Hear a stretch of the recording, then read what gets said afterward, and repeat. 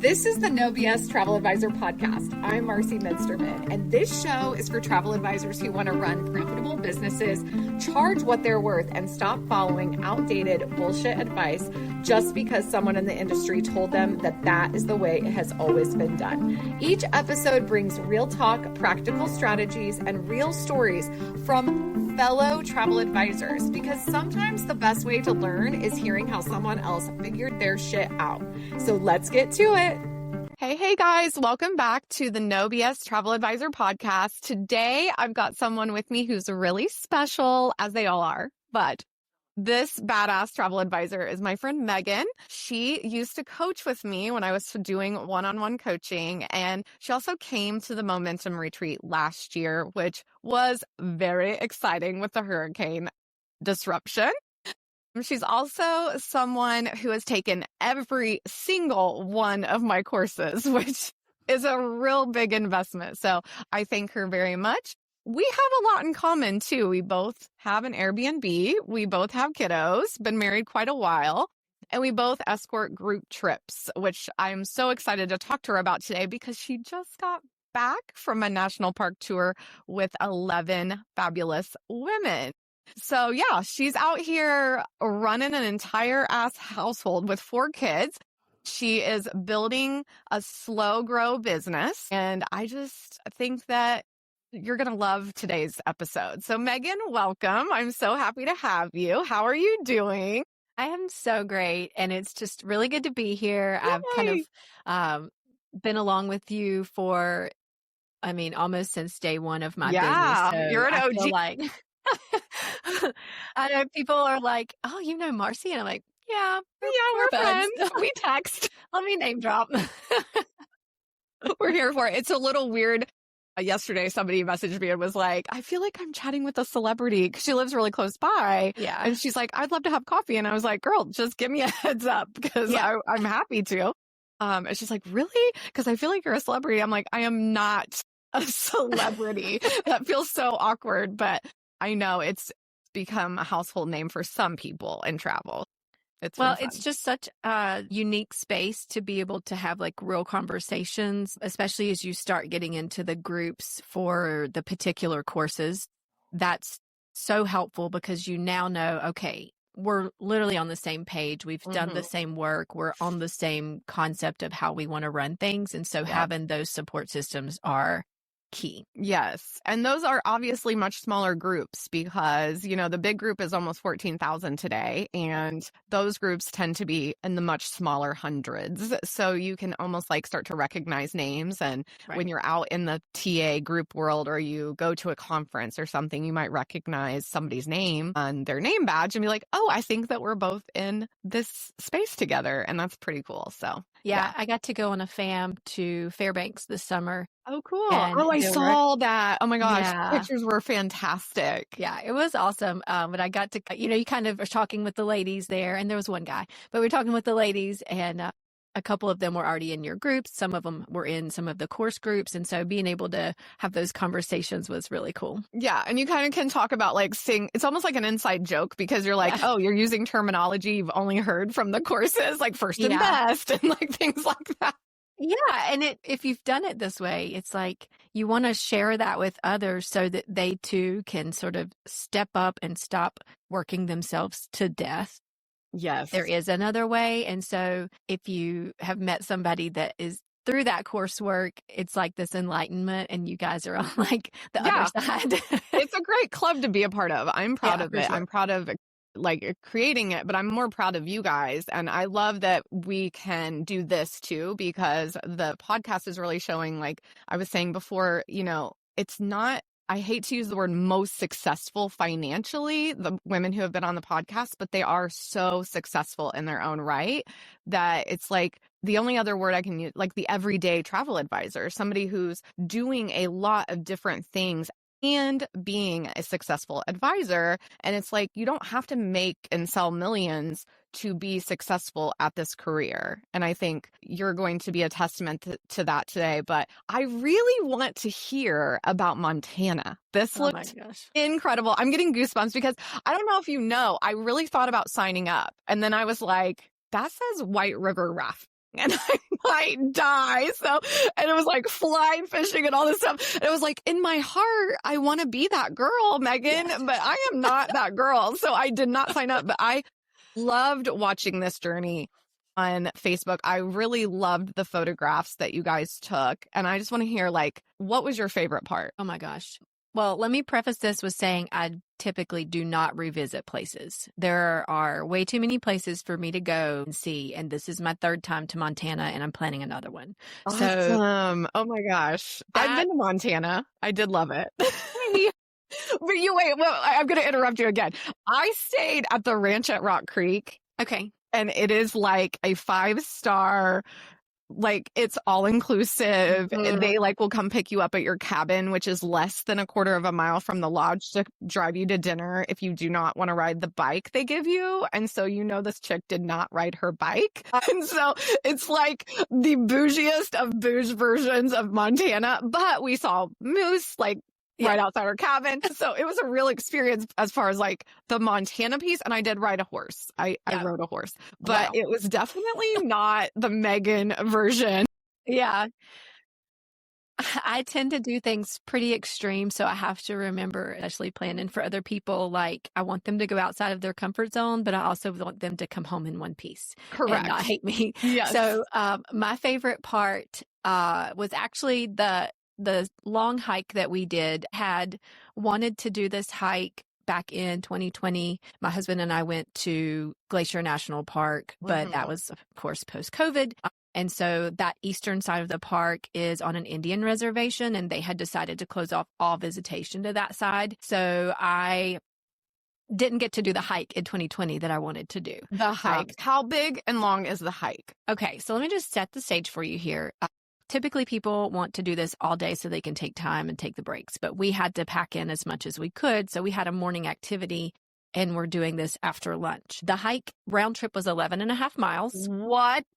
Yep. Holy shit. Yeah. So somebody's watch tracked it, and it said it was the elevation, which was 2,100 feet, was the equivalent of 461 flights of stairs. Yeah. I would have had to have an Uber come pick me up on the mountain. Please helicopter me off.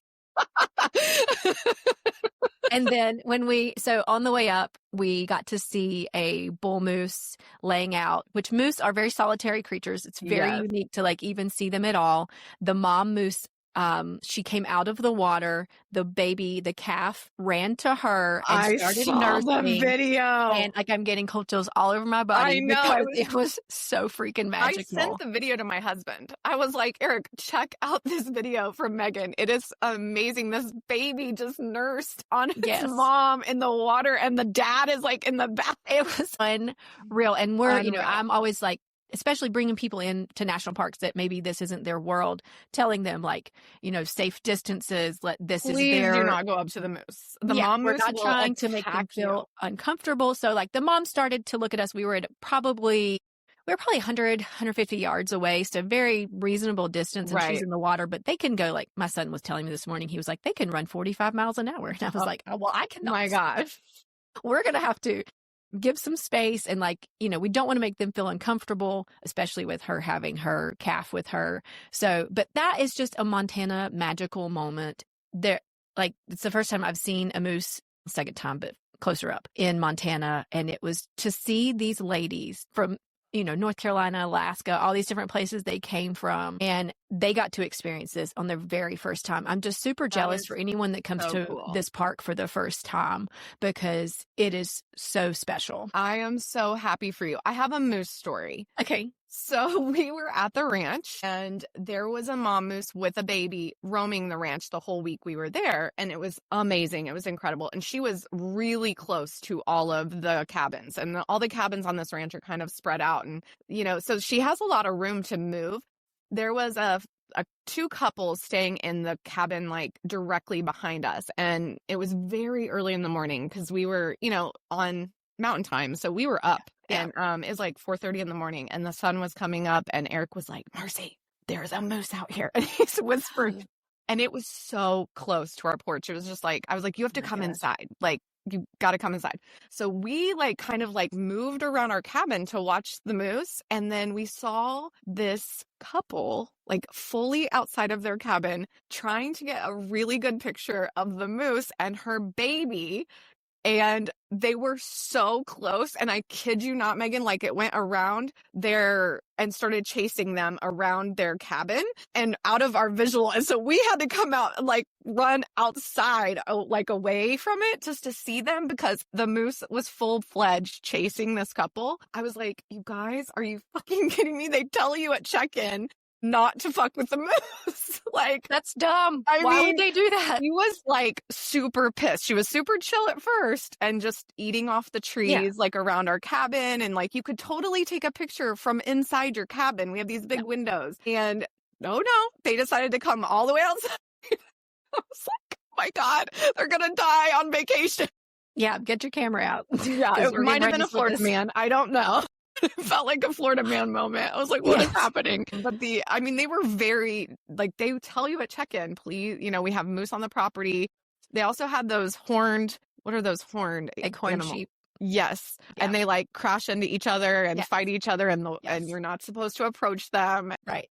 Anyway, so but that's amazing. I'm so excited for your ladies. Yeah, it was really special. We got to see the bighorn sheep where like they're in the trail. So you have to just wait because you've got brush on either side and a narrow trail and the sheep are on the trail and you're just reminded that you are unimportant. This is their life. This will continue on whether we're here or not.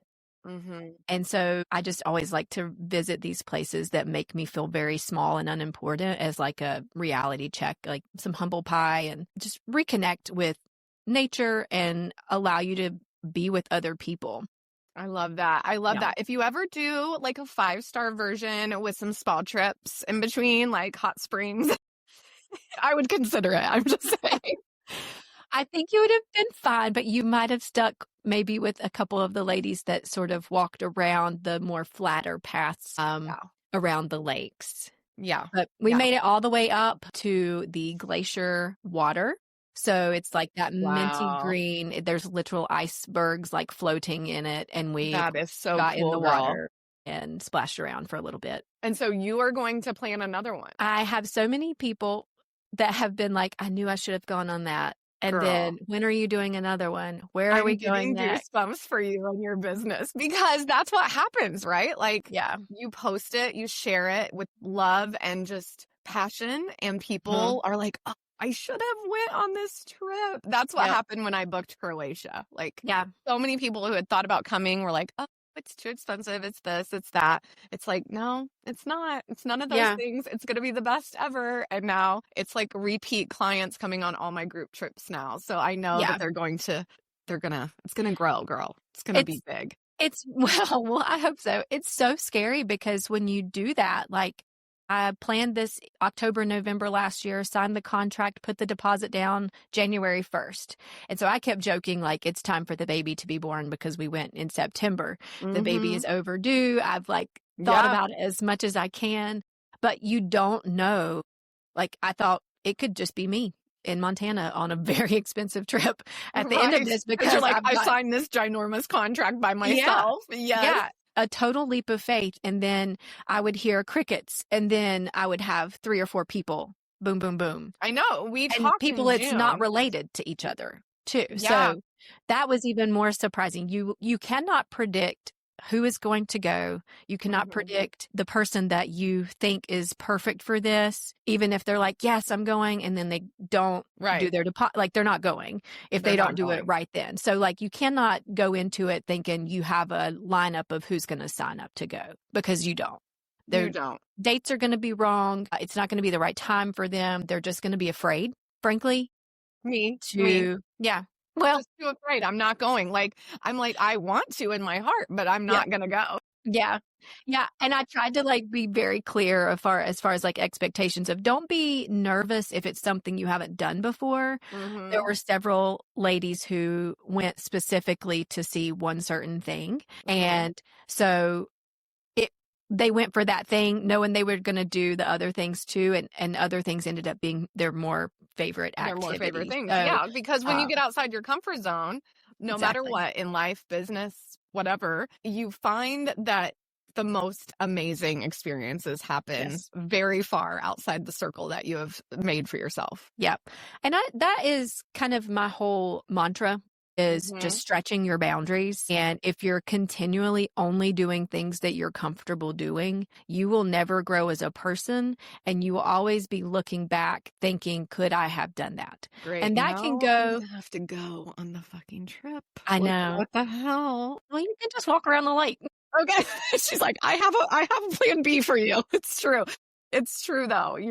But I think that can go for so many things. I mean, we're here to talk about a travel advisor business, but if you can grow as a person on your own, not just in a business, and encourage others to do that too, which I think travel can do that in so many ways, you're fulfilling your full potential. I hate to leave anything on the table. So I'm always a yes person.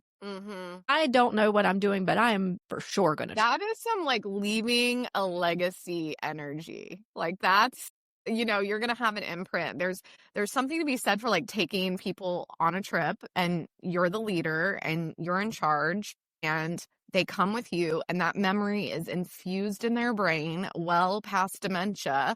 And they're like, that's you, that you created that for them. That footprint is forever a part of their life story and that chapter. And that is just fucking inspiring. It's empowering. It gives you like a little bit of like, there's people that are going to miss me when I'm gone. And I think that's pretty cool, Megan. That was nice. I got cold chills. Thank you.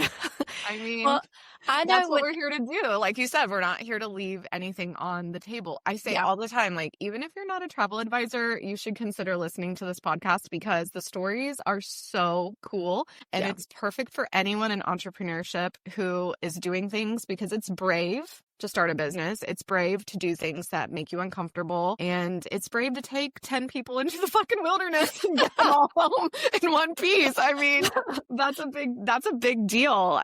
It's, I was telling my son, he's driving his friends around now. He's been driving for exactly 2 weeks. And frankly, I'm shocked his friends' parents are like, no big deal. Because I had a really hard time letting him go with his friends. Yeah. And I just told him, like, when they're in your car, you are their caretaker. Like, if anything happens, buddy, like, you will live with that the rest of your life. And that is not something I want for you. So, like, treat them like you treat the kittens. Like with kid gloves, like drive safe, keep all the phones off. And he's just like, Mom, I know. And I'm like, you're really not going to know until something happens and you have to have that imprint on your brain.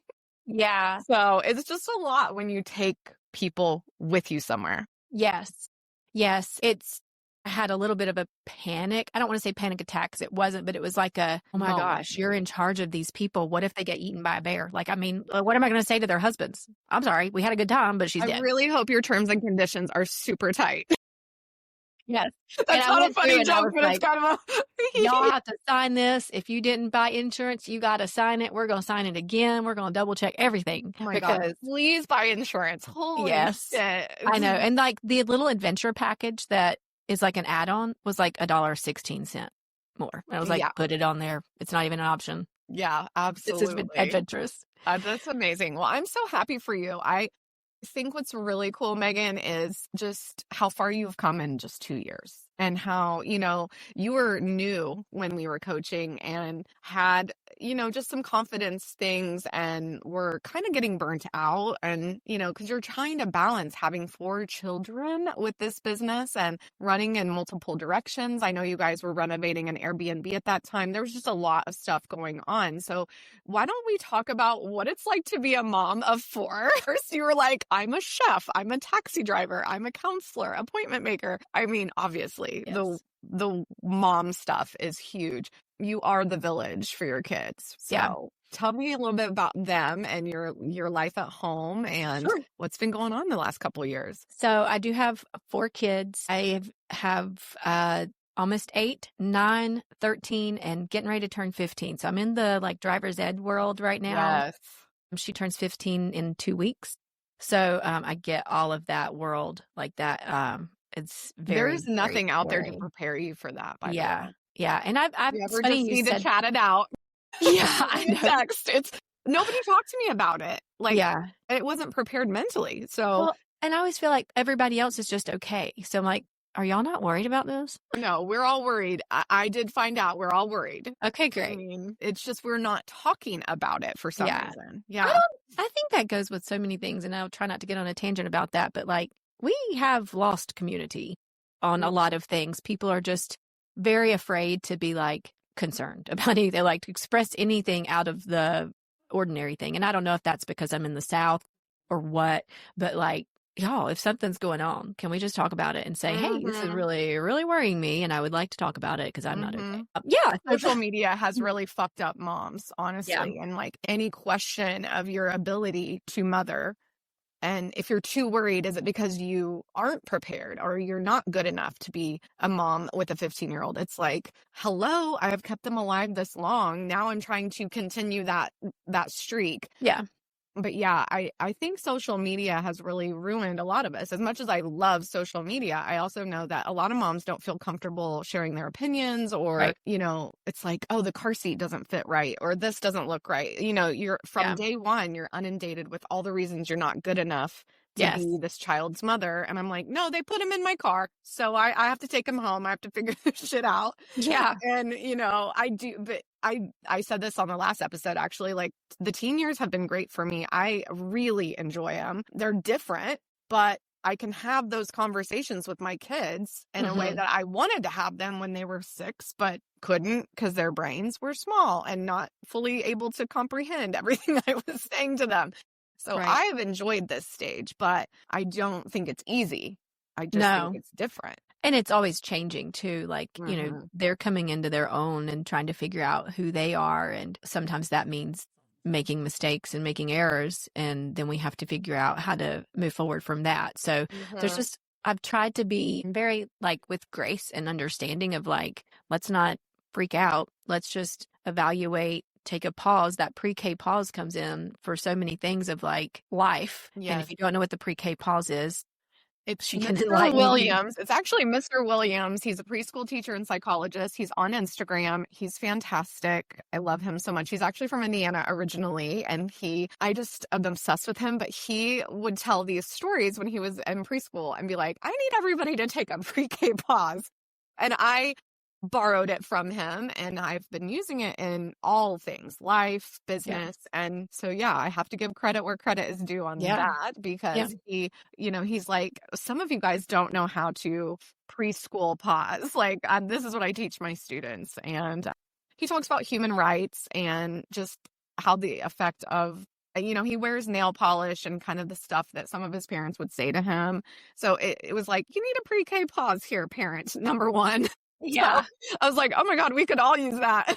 I know, definitely. Well, so with my kids, I always knew that I wanted to be able to be at home. We had kids very early by choice. We wanted to be able to ideally, you know, get them out of the house and have some life to live before feeling very tired. So I don't regret that decision to have kids early.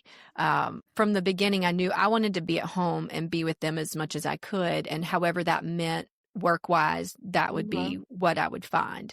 I'm from a family of entrepreneurs. I watched my dad leave a job and start something brand new and see the struggles that he had with it, but also the successes that he's continued to have with it. And that company is still going strong. That's amazing. Yeah. So and then I get so much of my yes mentality from him and from my mom that I knew, like, anytime I've tried to work for someone, I don't vibe with someone telling me what to do. I have that like lead mentality. And so I knew I would have to find something. So I really let my path kind of be generated by what was sparking me at that time. And I get really super bored. Like when something gets easy, I got to move on, which is a blessing and a curse, I think, because it allows me to do different things, but I also really like the challenge of figuring things out, which is why I think I like travel so much, is because the scenarios are constantly changing and there's always something to learn. And I'm a diehard learner. I will just like You tunnel will vision educate until I till the get end it of it. all. Clearly, Well, I've purchased every I course. know. I was like, oh, I don't think I realized that until I was reading your survey or your form.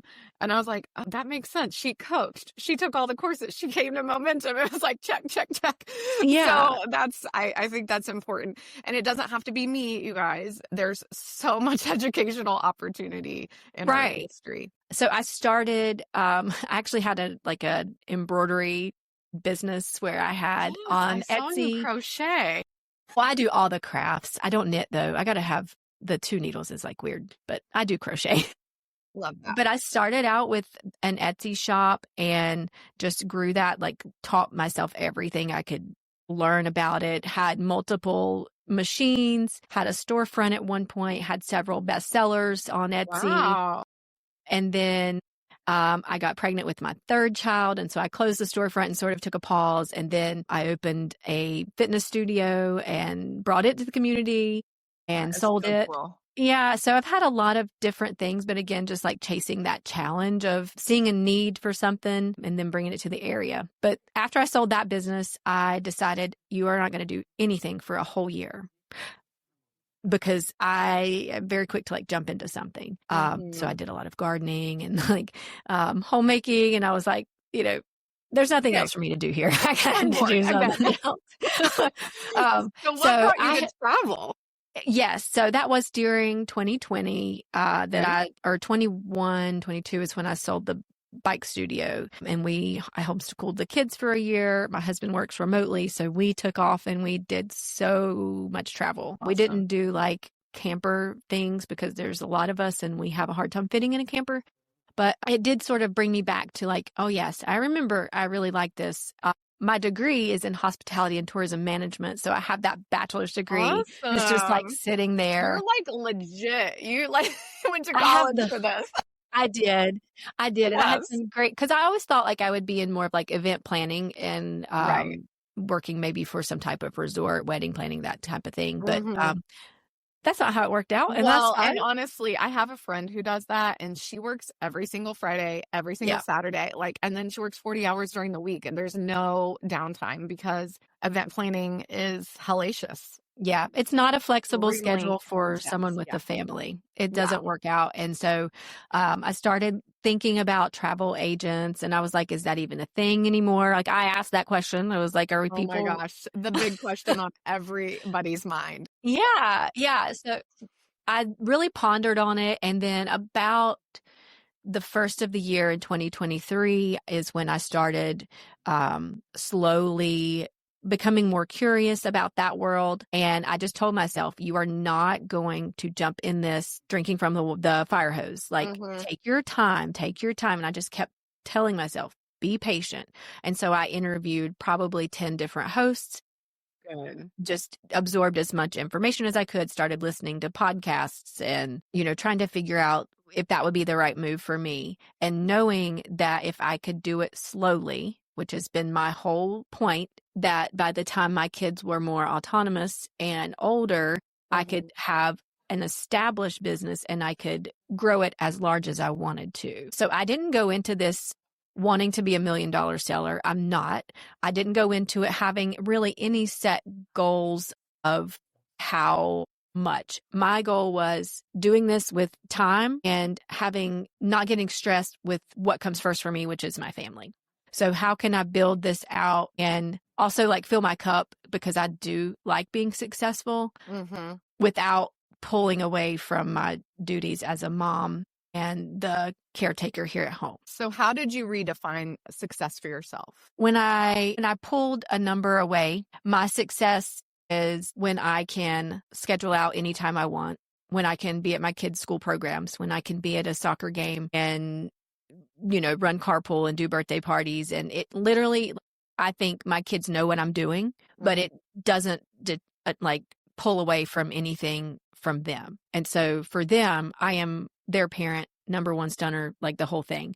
So that to me is success, that I can do that. And I read a meme or a quote or something the other day and I thought, okay, that is true. And it was like, if you are able to pick up your kids from school, if you're able to go to their games or their course, concerts, or whatever that is, then you're winning. Like, that's the game. Mhm. If that is important to you. And, you know, maybe some people don't have that mentality. And I think that's great too. There's space for different people in this industry.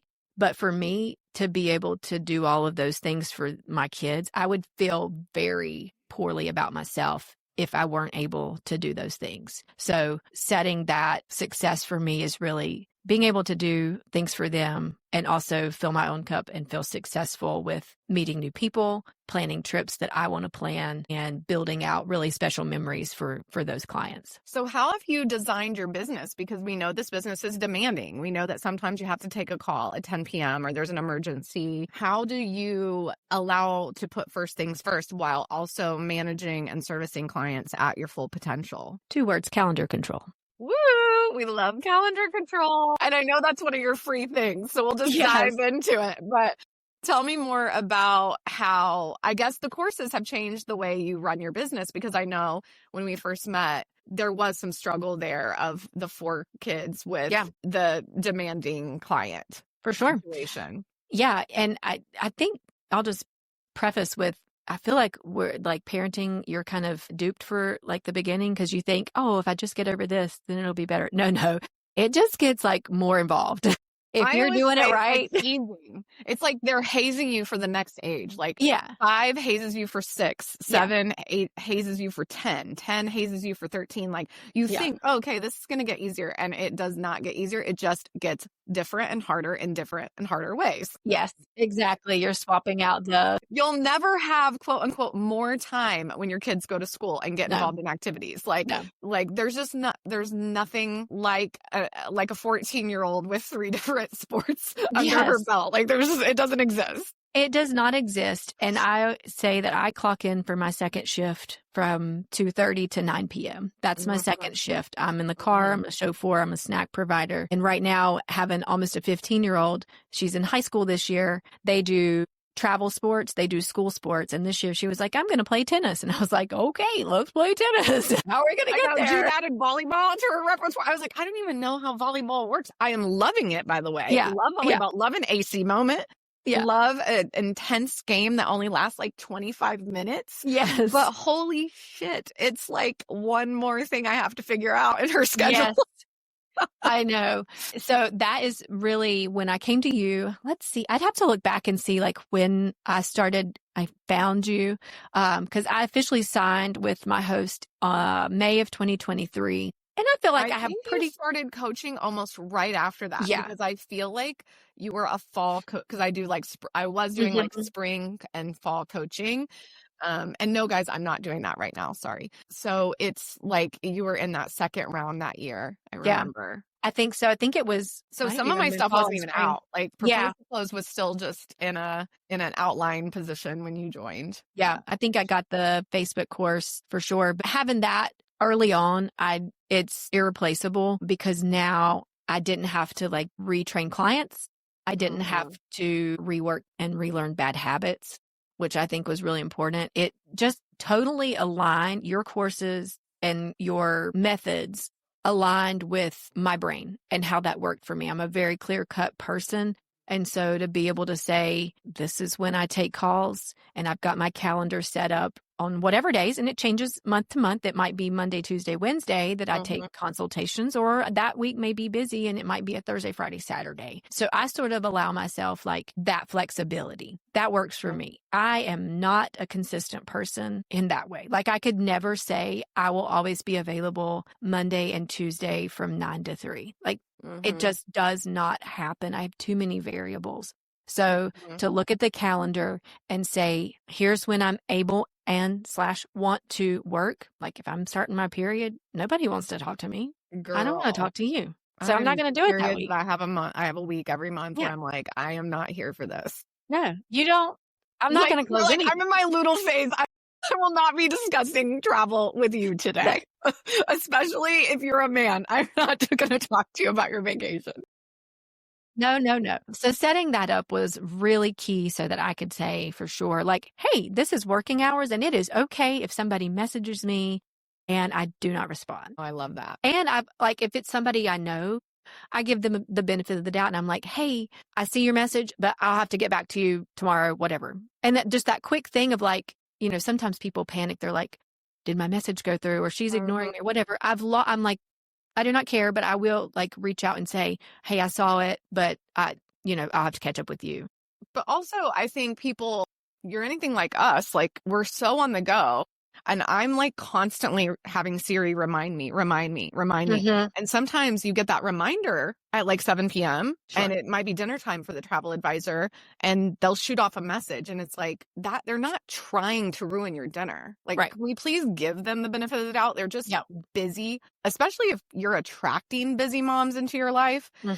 Let's not be offended if at 10:30 p.m. they sit down with their phone for the first time and they're like, oh, I'm supposed to be planning this fucking spring break for my family. I need to text Megan. And instead of being annoyed with a 10 p.m. message, just looking at it, setting your own reminder for tomorrow or scheduling a response during your business hours. It's not a big deal. And I think also a text at 10:30 is a blessing. Because it's like somebody is thinking about me and my business at 10:30 at night. So like, let's look at it from a totally different perspective. Instead of being like, who do these people think they are? Why are they messaging me in the middle of the night? And I'm like, have you met a mom with 4 kids? She does not have a single minute until 10:30 at night. Yeah. And I think it's funny how people conversate too. Like I am so more understanding of someone who is like, hey, I've been like, I've got this trip planned whatever. Versus somebody who's like, is it cheaper to go to the Caribbean or go to Montana? And I'm like, hi, great to hear from you. Yes. But that's the Southern in you too, because some people love to just get straight to the point. Like, let me teach you the Southern motherly way to respond to this message. Bless your heart. Yes, absolutely. We love a bless your heart moment. Yes. But I'm glad that you're able to kind of like in your own brain, separate that and give the benefit of the doubt because it allows for space for everybody to meet you and you're allowed to meet them where they are. Well, and it's just a different mindset. Once you're able to flip it and say, I don't have to respond to this right now. It's okay to put this off until tomorrow. You've given yourself permission that we didn't need to run your own thing. That's the whole point of like having your own business is so you can call the shots. So them messaging me at 11 p.m., which was convenient for them, means I don't have to. I can if I want to, but I don't have to. Right. And the choice you make in that moment actually is training your client. So if you respond, hey, I got this, but I'm going to respond tomorrow, that's important to set that boundary without being rude. Because I think a lot of people are so afraid of not responding and being rude or thinking that this, you're ghosting somebody, but you're not. And if you choose not to respond until the next day or you're asleep, for example, at 11 p.m., it's okay. The right client, the one who you want in your business is going to be okay with waiting for you to respond when it's convenient for you. Right. Yep. And then the opposite end of that, I guess, is when you do have somebody traveling and, there's always going to be somebody traveling when I've got a soccer game. Like it's Monday, Tuesday, Wednesday, Thursday, Friday, Saturday, Sunday. It's every single day that there is something going on. But I just know, okay, I've had a pre-travel call with them. We've gone over questions. Some things come up that are unexpected, but we're able to, I have my stuff with me and I can be kind of on call, I guess, at that time. But I do try to schedule it out so that I don't have so many people going at the same time. And I think that's one thing about growing slowly, that it's not such a bombardment of traveling clients at the same time. Okay, y'all, let's pause for a quick break. I need you to know you have never been trained in sales. Yeah, you might know how to use your CRM and book a preferred vendor or post on Instagram, but none of that teaches you how to close the damn sale. And if you're tired of hearing that travel sells itself while you watch prospects take your hard work and book elsewhere, it's time to fucking change that. I am introducing you to the Propose to Close sales course, a no BS step-by-step program designed to help travel advisors like you weed out tire kickers, stop quoting in the DMs, and finally close sales without feeling pushy or salesy. This intensive 10-hour, 9-module course will teach you how to qualify prospects, send one fabulous proposal, instead of 5, 10, 15. Build real connections very quickly and close the sale in under a week. Whether you're brand new or a veteran stuck in burnout, this course will give you the skills and confidence to transform your travel business and your fucking life. So if you're ready to stop spinning those wheels and start running a business that works for you, head to my website to grab the Propose to Close sales course. And don't forget to check out the show notes for an exclusive coupon code. Okay, now back to the pod.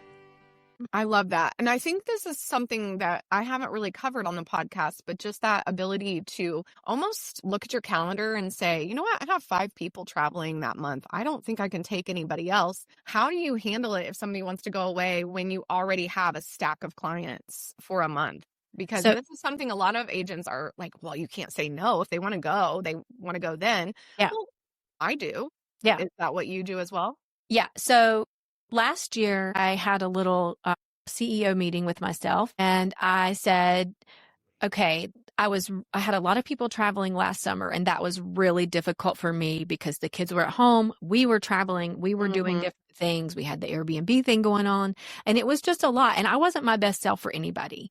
And I know that personally, like our family should get the best of us, but sometimes when you're really stressed out, they get the worst of you. Of course they do. Yeah. When I saw that happening, I said, okay, this year has to be different. So last year, as I was going through kind of how I wanted to set things up, I laid out as trips came in. I have a file folder. I'm like an old school. I like papers. I like to feel things. I like to print things. And I had a file folder, and I had a folder for every month of this year of 2025. And as trips came in, I put them in a little thing. And other than just having their space taken up in that folder, so I could go through and say, okay, I've got these 2 in January. I've got these 3 things in March, but they're overlapping a little bit. And then I could say, okay, I don't want to take any more in June. All right. I know I'm traveling in July. So this larger group that's going in mid-July, that's going to be enough for me for that month. And I know some people don't have that ability. This is literally their income for their entire family, and they don't have that flexibility. And that is a different capacity. That's not the world that I'm in right now, but I understand and recognize that. So that may not work for somebody, but I do think there is some flexibility in planning that you can say, I'd love for not everybody to be arriving and departing on the same day. So let's space that out, maybe a Saturday and a Tuesday, so that I'm not having to focus on all the things at one time. And in my head, trying like not to get people confused of like who is going this day, who's going this day. So that was really helpful for me. And I knew that I didn't want to have a lot of people traveling in the summer. So I really was very intentional about who I took. And if people came to me and they didn't really have dates, knowing my travel calendar was really helpful so that I could say, okay, well,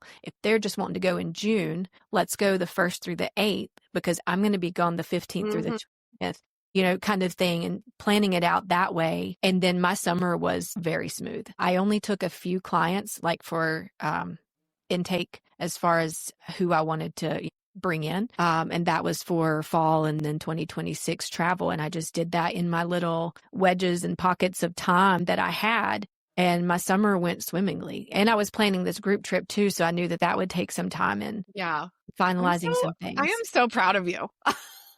That shit is like, that is hard to do. Like what you're doing I think it's really hard to do. And if you're listening and you're overwhelmed, this is taught and Proposed to Close. I mean, I don't usually do a full pitch of my course in the middle. You get my little Marcie ad, but this is what it means to actually design your business, guys. And it is possible. And I think even if you do this full time, even if this is your main source of income, you get to decide how many clients you take on at the same time. You get to decide if you want to say no. There was like a whole doodle on a group chat once about me that I got a whiff of. And it was mostly like, I'm telling people bad information about not scheduling Christmas, not doing this, not doing that. And it's like, I didn't say that no one should book Christmas vacations. I said, I don't do that because I want to give that time to my family. And this inspired me to write Propose to Close, because people are like, well, how do you do that? And it's like, well, you have to look at the whole calendar far in advance. And I know, Megan, you had messaged me during your troubling summer. You were like, I am struggling. And I'm like, then girl, you have to look ahead to next summer and you have to decide what you're willing to do. And if you want to take the whole summer off and you have the capacity to do that financially, time-wise, then do it. That's what you have to do for your business. So if you're listening and you're like, how do you block an entire summer? It's like, you have to look ahead right this second. Like if you're thinking about taking time for your family in specific pockets, if your son is graduating high school in May, you may not want to take on 5, 6, 7, 8, 9 vacations in May. It's just looking at it from the perspective of yourself instead of always thinking that you have to serve the client who called you today the way they want to be served. You can either pass them off or you can say, you know what, I'm not available in May, but I'm available in June. How flexible are you with your dates? Yeah, for sure. And I think, like you touched on with taking in consults, to me, that needs to be strategic. I don't want to do 3 proposals. If all 3 of these people that I talk to Monday and Tuesday are a yes, which I would say a minimum of 2 of those 3 would be, I don't want, like, that's going to be my whole time. Am I going to get done? My job is to, like, I like to do it on Mondays so that by the Friday, I've got something for them to look at and they can look at it over the weekend and we can book this thing Monday, Tuesday next week. That's how I like to lay and things so out. How did you get to that first? And I know you use First and Best. And in your survey, you said that 80% of your clients choose the first thing you send them. Yep. Can you share one of those success stories and how that felt for both you and your clients? Sure. So I'll share one that happened recently. I do know this person very well. They've traveled with me. I've done many trips for them. So that does help having an idea of who they are. But they came to me, her and a friend. They wanted to have a wellness type of vacation. They just wanted to, like, after a busy fall season, be able to just spend some time together. It's a girl and a guy. He's gay, so like they're not together. So it's like just, staying to They just like to travel together and have fun. They've wanted to do this for a long time. They're both sober. They don't have interest in like crazy wild party scene, and I was like, I know exactly where to send you. And it's going to be right at the tip top of your budget, but they've got a juice bar and a sound bath and like an on-site cenote. So like I just built out the most beautiful proposal in Canva, did a little Loom walkthrough. I like the Loom because the bubbles in Canva seem to like really take forever to load. So I just do a PDF and Loom walk through everything. And then I send them a PDF of that as well. And like it was deposited the next day. Oh my gosh. That's amazing. And it's like, we don't need to send them 12, 13 options, people. And people want to jump to showing 3 options at the beginning. That's how we're all trained. I feel like from day one, everybody's like, show them low, medium, best. It's like, how about we just show them the fucking best? And then if they don't like it, we need to figure out what they don't like, because if it is truly the best and you have qualified that client, there needs to be something else to tell me that I need to figure out better than this best option I sent. And recently somebody told me that was the biggest game changer, was changing to sending just one proposal. Yeah. And I think it feels really uncomfortable because I remember at the beginning, as I was going through Propose to Close, and I showed 2 options. And because maybe it was qualifying on my part, but again, was early on, they were kind of in between 2 different destinations. And so I showed them like what that trip would look like in their proposal. And you have to remind yourself, like, they're coming to you because there are 55,000 choices on the internet. They don't need to come to you and then get 12 choices. Right. They need to come to you so you can say, this is where you want to go. What I will do is, here's a room, but here's another room. So like you get that flexibility. They feel like they're making a choice. They do get to make that choice. If they absolutely hate it and I totally missed a boat, which I have yet to do, we rework. It is not a big deal. Right. But I didn't spend a ton of time going through 2 other options that I knew were just going to be okay. Like, I don't know if it's intuition or if it's the qualifying, but I think it's probably a little bit of both. And I think newer agents, and maybe you can speak to this, are struggling with that qualifying piece. Like, they don't know all these properties. So how would you advise a new advisor who has not been doing this very long? How do you advise them to learn about the properties if they can't travel, if they're not sure? What kinds of things have you done, Megan? Because you haven't been everywhere, right? But Been a you lot, do but not know everywhere. a lot about different things that you are specialized in. My suggestion would be act like you're planning a family of 4. Find that recommended resort. If you're talking about Caribbean, find that resort that would be your top choice for someone that's like, I want a great beach and a great pool and an all-inclusive. So find that for the family of 4 in your brain. Then find that for the party animals that are going on a couples trip. And then find that for laid back vibe that doesn't want the busy place, maybe more of a boutique style. Find all those things. Then you've got 3 go-tos. I love that. And unless somebody's specifically coming to you and saying, we've got to go to Aruba, then you can dive into that destination. But overall, like, let's break it down into your recommended choices for someone, because most of the time they're coming to you and they're like, I want the best for the least. Yes. Yeah, absolutely. That is exactly what they're doing. So We have to live in reality. Yeah. Oh my gosh. The stories I could tell. Where it's coming harder for me, just a moment of honesty here, is I love these like domestic national park road trip kind of things, because they're very ask you because fulfilling. I know doing domestic national park is hard. It is harder. And I've adjusted my planning fee to kind of deal with that. But it's harder because you might have somebody that's like, I just really enjoy the scenery. Awesome. I really want to be I on guess a. I'll look for a tent. Yeah. Okay. You don't have a lot of Marcies coming and be like, I want the 5-star bougie. Not a lot of resort in the people coming woods. to you that wants the dude ranch for the all-inclusive price of $6,000 a person a week. I mean, the ranch in Rock Creek is literally $2,800 starting. Yes. And everyone that comes to me and like wants to go there is like, Marcie, why? And I was like, well, luckily I went and I spent that exact amount. Like I just was like, I want to go. Luckily I have learned over the years to save a significant amount of money for my own vacations aside. Like, sorry about my retirement fund. And I decided to dive into it because one of my best friends went during the pandemic, and then I started like researching, and I'm like, this is a whole ass market, and it's a good market for an agent who doesn't want to do the national park all the time, but is like, hey, I need something nice. And it truly is the most inclusive property in the entire United States. Yeah. And I don't think people understand. Everything is private. And I did not plan this advertisement, but it's 100% private tours. You get 2 a day included.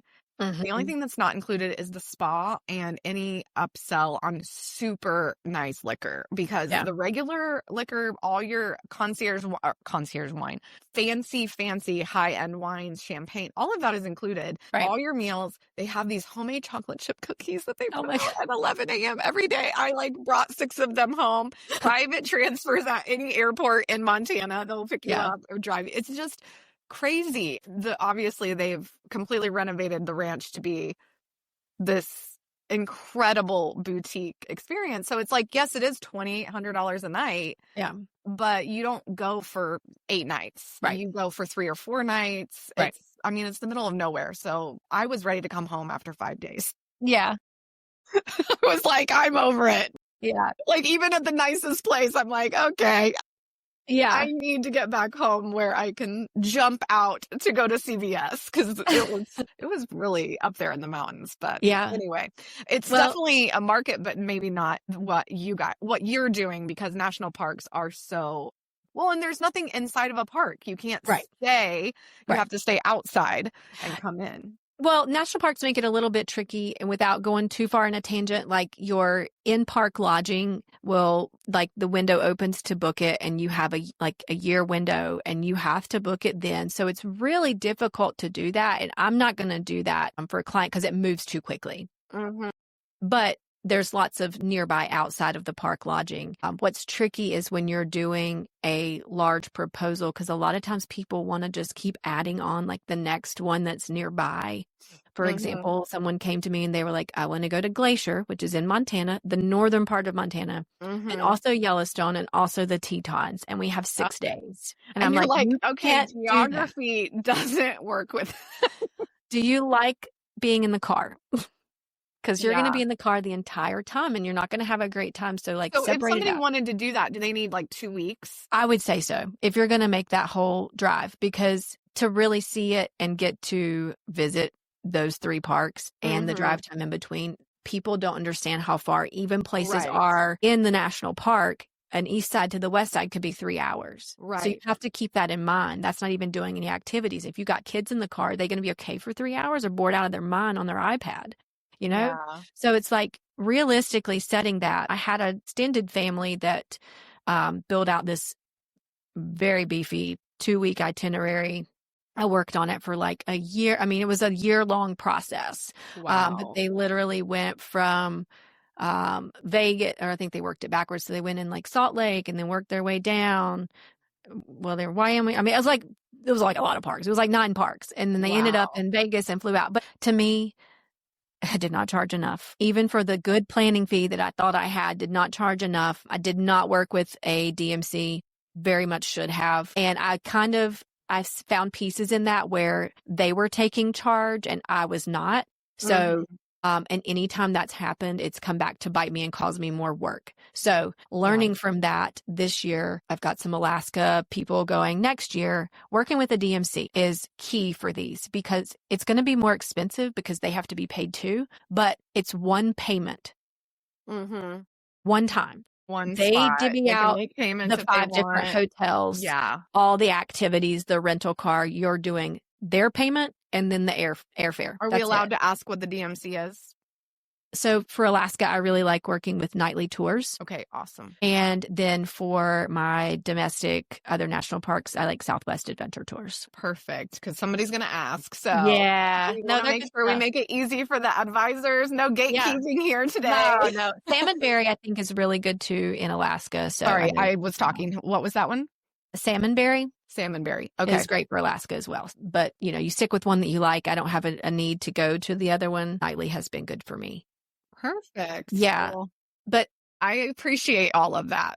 The Southwest Adventure Tours is who I did my custom group trip with too. So that was really easy to build it out how we wanted. I love that. I love that you were able to customize and that there are domestic DMCs who can help you. A DMC is a domestic management company. And yes, they typically do charge more, but you are getting the service. You're getting their just expertise in a very specific space. A lot of people on Maximize are always like, why are DMCs so much more? How do you deal with it? And I'm like, I just don't worry about it. You have to be able to explain it to your client that if this is what you want, the most seamless experience, the least amount of effort is being made. But at the same time, this company is going to take care of you from start to finish. They have in-destination support. If something happens and Megan's not available, there is emergency numbers and people in destination who can help her support her clients. And yes, they have to be paid. They're a corporation usually, or an LLC, a small business as well.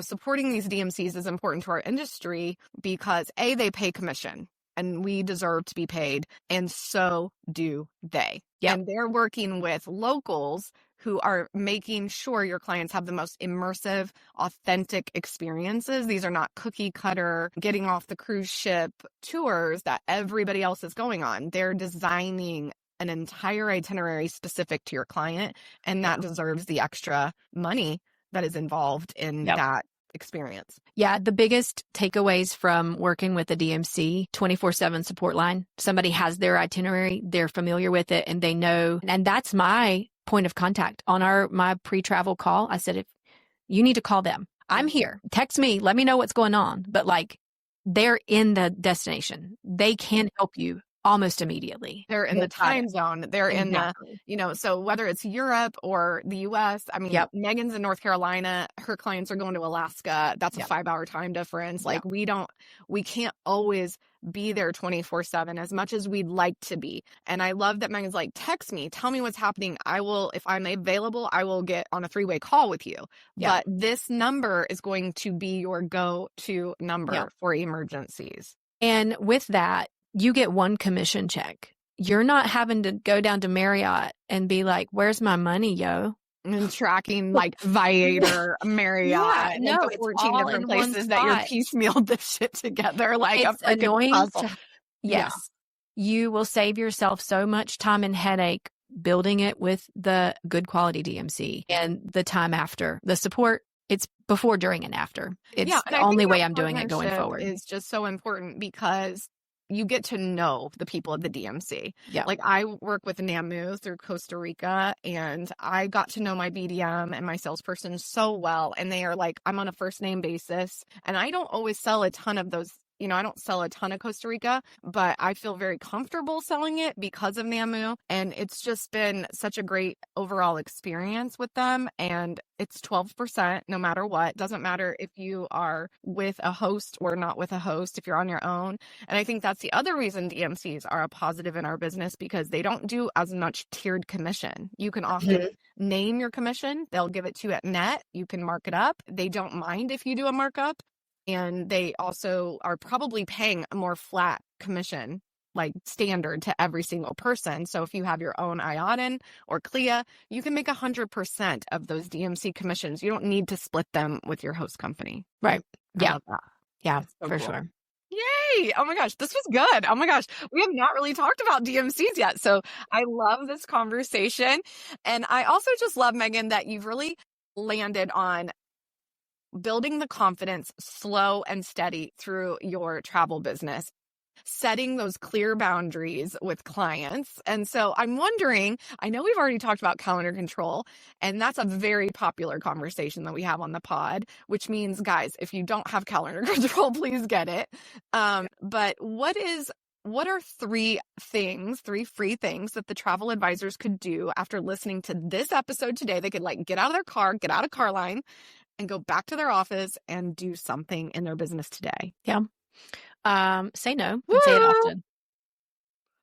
Say no and say it often. If it is not lighting you up on the inside, or if you are on the call, or if someone messages you and you immediately get a pit in your stomach, please do not plan that. You are not the right person for them. Do help them with free information on, you're in this world, so a helpful place to send them on the internet that will narrow it down.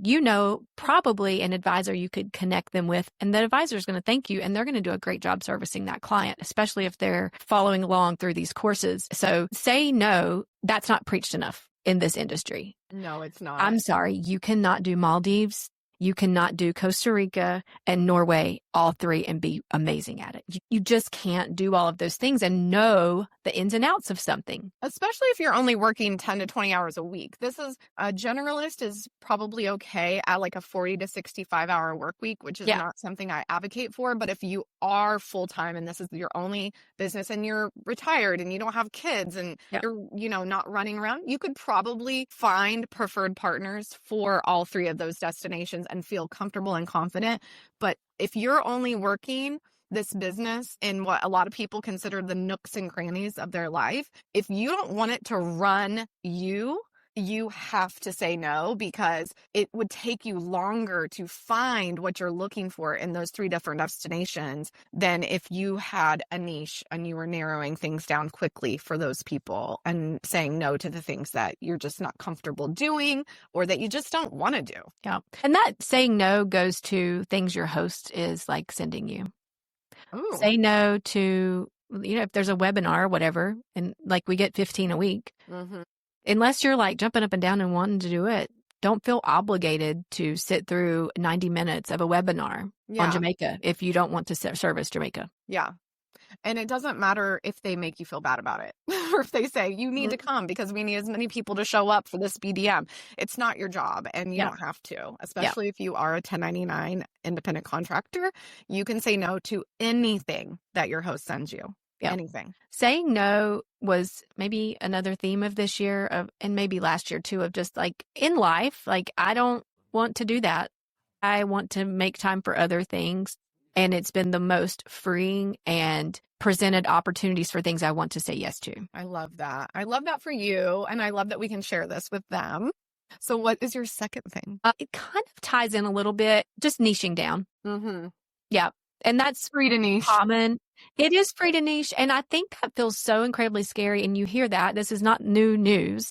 If you've listened to any travel advisor podcast, probably 3 episodes in, they're saying niche down. But what is that? Is that a specific genre or type of travel, or is it like literally a destination or a client you want to service? Just All of that. Yeah, you pick depends, but something that inspires you, and that doesn't mean that's forever, but it does mean you're going to be able to move through your proposals a lot faster and qualify those clients that come to you. It's really nice to be known as a certain type of traveler. For me, I mean, that's helpful. People know that I do national parks. Why? Because I've been to 43.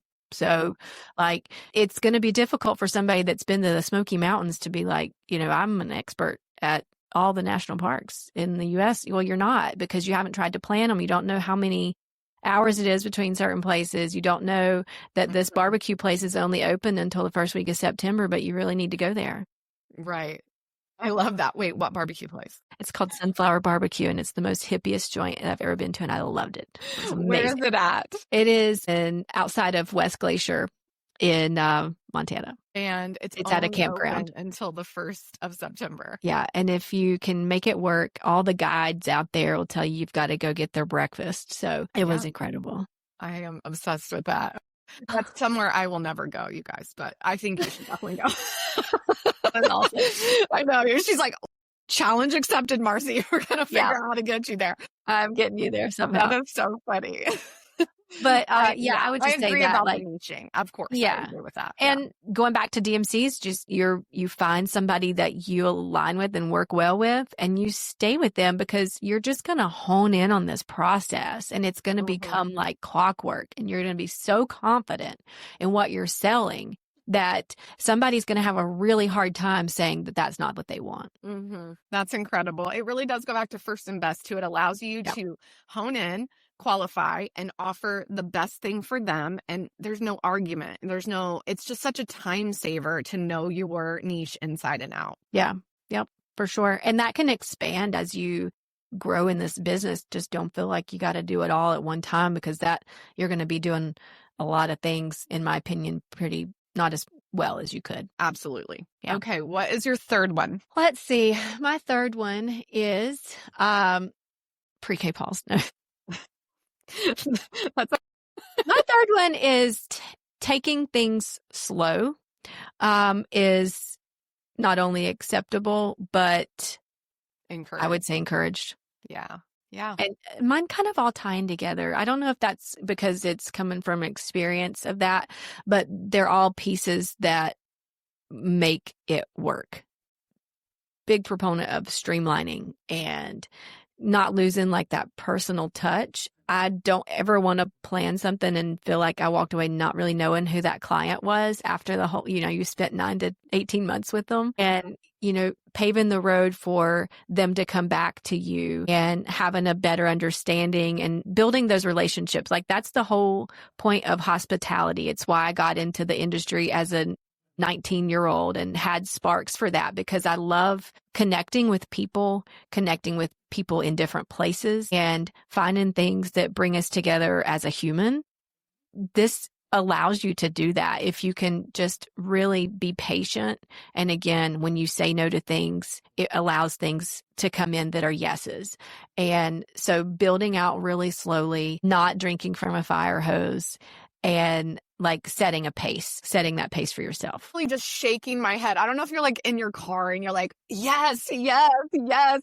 Especially if you are drinking from a fire hose, you can rein it in. You can slow it down. You get to decide today, right now, what you're going to do next in your business. And I think that's been such a powerful message of Megan's pod today. And I'm just thrilled that she has shared all this. And of course, we always kind of end on the unpopular travel advisor opinion. So I'm very curious what yours is after all of today. My unpopular travel opinion, I feel like I have so many. Don't we all? Especially if you're doing this a certain way, there's so much about the industry that you're just like, no, that's bullshit. This is stupid. Yeah. And again, the Southern Belle is coming out. It's like, actually, you can call people out. Yes, you can. I do it every day. Yeah. Like, I don't think you're doing it right. It's definitely not the most popular choice I have found, and been called names for it. But yeah. I you don't have to do it like everybody else. No, you don't. Yeah. Yep. You can make it your own. We're all individuals. There's something that works for you, maybe doesn't work for somebody else. But if you aren't happy with how your day-to-day is, you're not going to be in this for very long. So take what you're doing now and write it down, journal, whatever you got to do, put it on a whiteboard to be like, I hate this part of my business. And then you write down, how does that change? And that's all it is revising, carving it down, revising, and setting out a more clear path that evolves and can change over time so that you're building more longevity for your business. Absolutely. You're proof that you do not have to hustle yourself into burnout just to be successful and have the business you want to have. And there is so many mixed messages in our business that say, like, you just have to keep going and do all the things and be the best and win the awards. And as someone who was that person, I was almost a $2 million agent. I won all the big awards for some of the biggest all-inclusive companies in the world. And I was fucking miserable because nobody said, like, it doesn't have to be this way. This isn't how you have to do it. And, that's how we ended up here, y'all, because I was like, when I came back, I had to teach it. It was just driving me nuts to see the posts. And it still does. Like, I get in groups and I'm like, shit, I'm about to get kicked out of this group now because I'm going to tell them the truth. They don't have to do it this way. Yeah. There are plenty of people that run group trips, and I'm not knocking anyone who does it this way, where you get on a big tour bus and everybody paid their flat fee and you're doing a very generic thing. That is a cool business model if that's what you want to do. That doesn't align with me. I got to customize stuff, and I want to do something that I want to do that's exciting.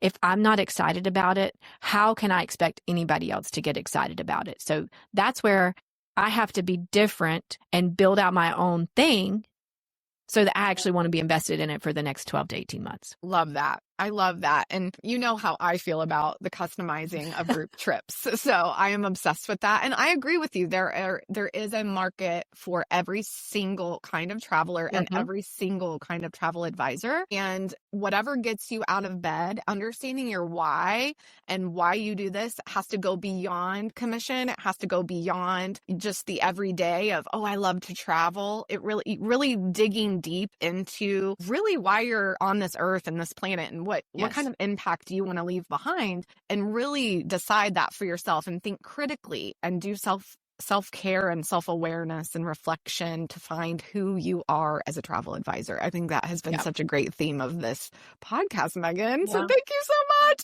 You're welcome.